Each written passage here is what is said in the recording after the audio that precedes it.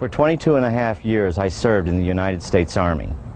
During my tenure, I was on many occasions asked to serve as the official, unofficial UFO consultant dealing with UFO matters in the areas of my assignment.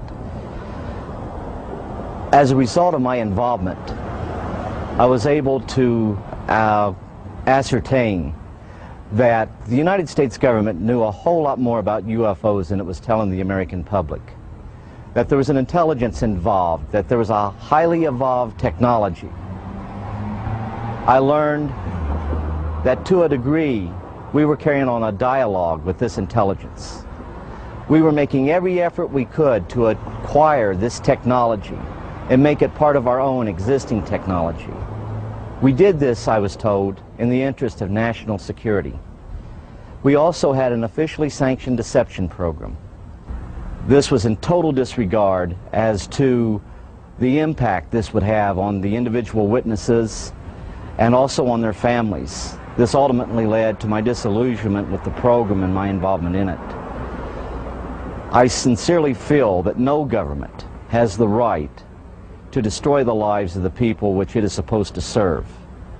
While I was in the military and I got to the point where I was no longer interested in trying to be part of the program and actually was going against the program, and I started to be very open and talking about what was going on. This resulted in every effort being made to try to destroy my military career. I was threatened and they even tried to force my military retirement, or I could face possible court-martial. These actions failed, of course, as you know. At one point, I even had an individual come up to me, point a gun at my head, and inform me we could have a training accident, and this would end this foolishness once and for all. I firmly believe that those of us that served in a capacity of the U.S. government in some form or fashion, and who were exposed to the truth, we have a moral obligation to the UFO witnesses, the real victims of the UFO phenomena, to expose once and for all this policy and to reveal the truth, and that is, we are not alone in the universe. Robert Dean has a list of credentials a mile long. He served 4 years from 1963 to 1967 at Supreme Headquarters Allied Powers, Europe, the military arm of NATO. He was an intelligence analyst with a cosmic top-secret clearance. Well, Don, it began for me in 1963 when I was assigned to the Supreme Headquarters Allied Powers in Europe. I arrived in the summer of '63 and I was assigned to the Operations Division. I was further assigned to what we call SHOC, the War Room, the Supreme Headquarters Operations Center. And at that time I was given a cosmic top-secret clearance, which was and still is the highest level of security access that NATO has.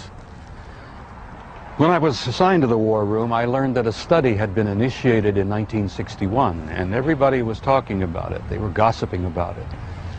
And the subject was UFOs, and that intrigued me a bit. When that study was concluded in 1964 and it was published, and I was still working in the War Room at that time, I had access to this document. I had a chance to read it. And having been exposed to it, I must tell you honestly that my life has never ever quite been the same.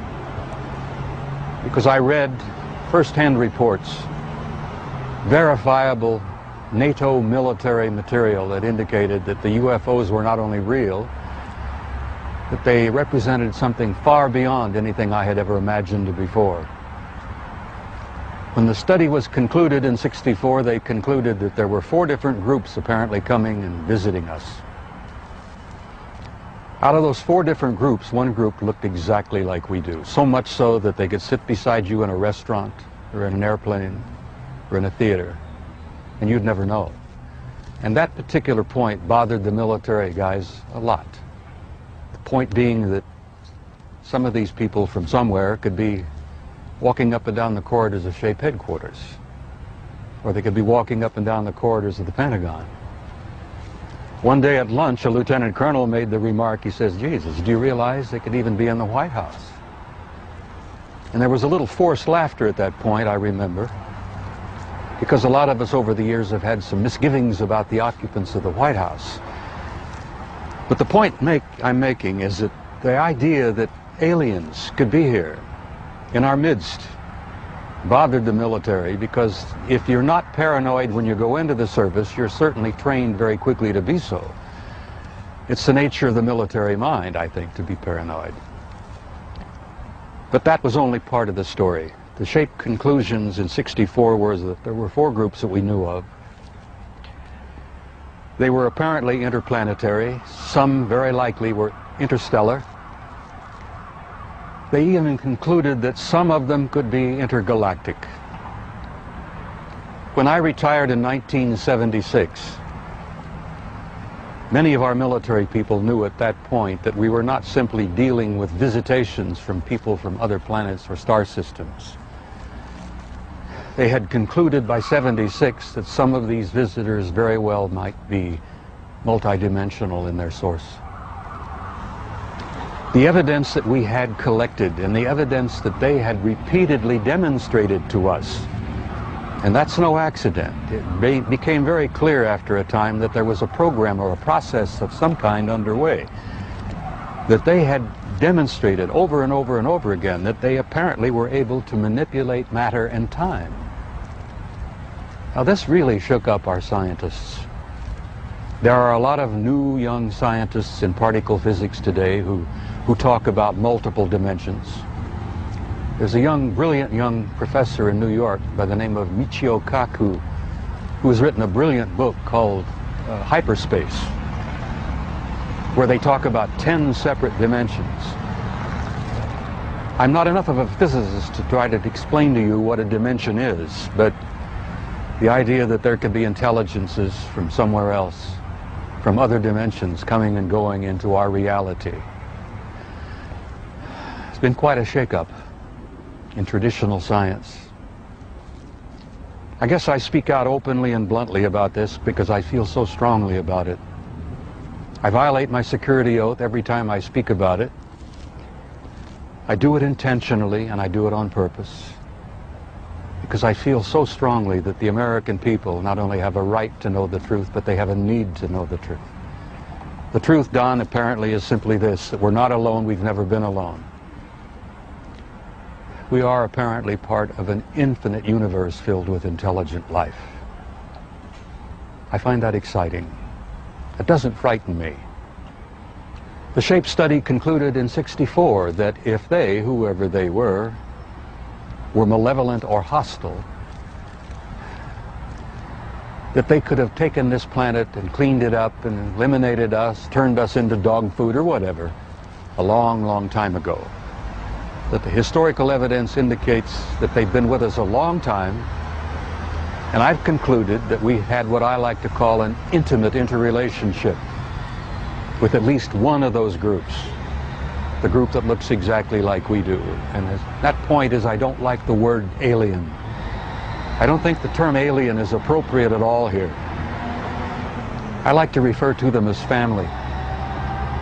We're related to them. I think they had a hand in our being here.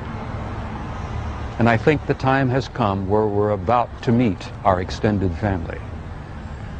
It's going to be very soon. And the people are not ready. And one of the reasons I do speak out so bluntly and so openly is if in some small way I can help people get prepared for this. Because I believe that this reality, once we have accepted it and understood it and gone beyond the fear, will bring about an expansion of consciousness in the human race that will truly help us and prepare us to go out there and take our rightful place in that infinite community of life.